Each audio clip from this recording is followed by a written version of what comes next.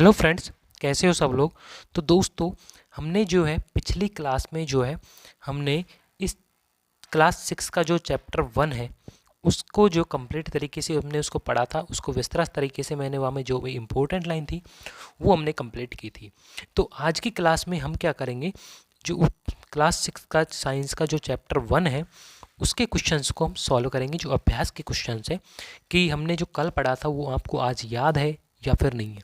क्योंकि कई बार जो है एग्ज़ाम में, चाहे कोई सी भी एग्ज़ाम हो, चाहे आप क्लास 6 की पढ़ रहे हो या किसी भी गवर्नमेंट जॉब की तैयारी कर रहे हैं, तो वहाँ पे सीधा सीधा क्वेश्चन भी पूछ लिया जाता है। तो ठीक है, हम एक एक क्वेश्चन को कंप्लीट करते हैं। तो हमारे भोजन के मुख्य पोषक तत्व कौन के नाम लिखिए। देखिए, मुख्य पोषक तत्व हैं हमारे कार्बोहाइड्रेट है, प्रोटीन है और वसा है मुख्य। तो लेकिन अगर हमसे और ज़्यादा भी पूछें तो कार्बोहाइड्रेट, प्रोटीन, वसा के अलावा विटामिन है, खनिज लवण है, इसके अलावा रुक्षांश है, जल है। ठीक है। अगला क्वेश्चन है, निम्नलिखित के नाम लिखिए कि पोषक जो मुख्य रूप से हमारे शरीर को ऊर्जा देते हैं। तो जब हमने कल इस टॉपिक पे मतलब कि कार्बोहाइड्रेट की चर्चा की थी, तब वहाँ पे हमने बताया था कि कार्बोहाइड्रेट को ऊर्जा देने वाला प्रोटीन कहते हैं, ऊर्जा देने वाला भोजन कहते हैं। तो इसका आंसर हो जाएगा कार्बोहाइड्रेट। पोषक जो हमारे शरीर की वृद्धि और अनुरक्षण के लिए आवश्यक है, तो वो है प्रोटीन, कल हमने डिस्कस किया था। वह विटामिन जो हमारी अच्छी दृष्टि के लिए आवश्यक है, तो विटामिन जो अच्छी दृष्टि के लिए आवश्यक है वो है हमारा विटामिन ए है। ठीक है, विटामिन ए हो जाएगा। ठीक है। इसके आगे बात करते हैं कि वह खनिज जो अस्थियों के लिए आवश्यक है, तो अस्थियों के लिए जो आवश्यक हो जाएगी वो है कैल्शियम। खनिज की बात की, अगर हमसे विटामिन की बात करता तो विटामिन डी यहाँ पे हो जाती, लेकिन हमसे खनिज पूछा है तो खनिज में कैल्शियम हो जाएगा। ठीक है। थर्ड क्वेश्चन है, ऐसे दो खाद्य पदार्थों के नाम लिखिए जिनमें निम्न पोषक प्रचुर मात्रा में उपलब्ध होते हैं। अब जैसे कि पहला है कै में है वसा। तो वसा किस किस में उपस्थित होती है, तो वसा एक तो दूध में उपस्थित होती है, एक जो है तेल में भी उपस्थित होती है। ठीक है, जैसे मूंगफली का तेल हो गया, सरसों का तेल हो गया, सोयाबीन का तेल हो गया, तो इन सब में वसा होती है। खे में है मंड। अब स्टार्च किस किस में होता है, तो एक तो आलू में स्टार्च पाया जाता है, दूसरे जितने भी अनाज है, गेहूँ है, जौ है, बाजरा है, मक्का है, इसके अलावा जो है शर्करा, गन्ना है, उसमें भी जो है स्टार्च पाई जाती है। ठीक है।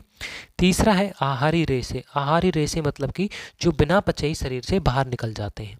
जैसे कि आहार के रेशे जो होते हैं, फाइबर की बात करते हैं, तो फाइबर रिच फूड जो होते हैं, जैसे कि कोई अंकुरित अनाज हो गया, तो अनाज में उसमें कार्बोहाइड्रेट तो होता है, लेकिन जो अंकुरित हुआ वो फाइबर होता है। इसी तरीके से खीरा हो गया, वो भी फाइबर होता है। ठीक है। इसके बाद बात करते हैं हम प्रोटीन की। तो प्रोटीन देखिए, प्रोटीन किस में ज़्यादा होगी, दूध में प्रोटीन ज़्यादा होती है। ठीक है, प्रोटीन की बात करनी है तो दूध में होती है प्रोटीन, अंडे में भी प्रोटीन होती है। ठीक है, इसी तरीके से प्रोटीन वाली भी बात हो चुकी है। नेक्स्ट क्वेश्चन है हमारा फोर्थ, कि इनमें से सही अंकित करना है।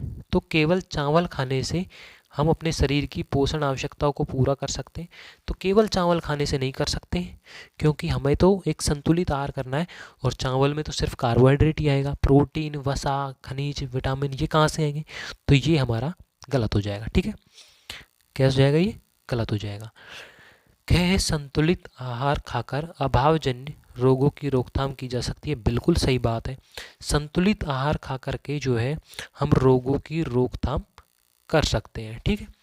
अगला है, शरीर के लिए संतुलित आहार में नाना प्रकार के खाद्य पदार्थ होने चाहिए। बिल्कुल सही बात है, अलग अलग खाद्य पदार्थ होंगे तभी जो है संतुलित आहार माना जाएगा। जैसे कि हम चावल खा रहे हैं तो चावल संतुलित आहार की श्रेणी में नहीं आएगा, जैसे कि रोटी भी होनी चाहिए, दाल भी होनी चाहिए।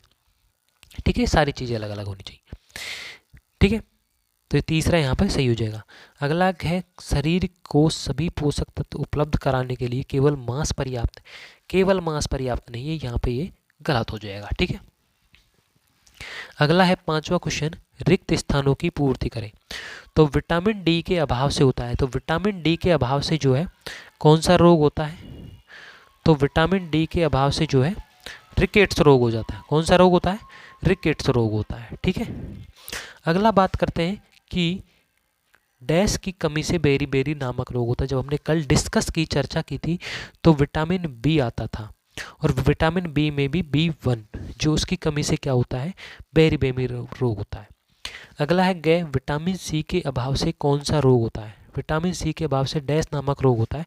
तो विटामिन सी के अभाव से जो है कौन सा रोग होता है, स्कर्वी, क्योंकि त्वचा का रोग होता है। ठीक है, स्कर्वी रोग होता है। हमारे भोजन में घय वाला है, डैश के अभाव से रतौंधी रोग होता है।